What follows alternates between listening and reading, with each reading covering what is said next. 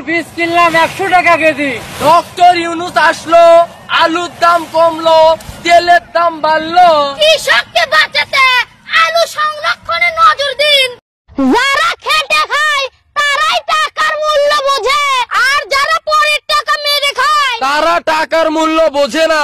তারা শুধু টাকার গরম দেখায়। ঠিক, নৌকায় অপ্রয়োজনীয় অতিরিক্ত লোক উঠেছিল বলে তাই নৌকার ভরাডুবি হয়েছে। ধান খেতেও কিন্তু আগাছার পরিমাণ বেড়ে গেছে, তাই ফলন ভালো হবে না। আল্লাহু তাকবীর। আল্লাহু আকবার। 8 বছরের শিশুটিও ধর্ষিত হয় দেশে, দেখে দেখে ক্লান্ত জাতি চোখের জলে ভেসে। টাকার কাছে বন্দি বিবেক, বন্দি দেশের আইন, তাই তো দেশে বাড়ছে সদা ধর্ষকদের লাইন। এবারে রোজাটা এতটাই আরামদায়ক, নাই পানি পিপাসা, নাই গরমের কষ্ট, নাই কোনো ক্লান্তি। আলহামদুলিল্লাহ।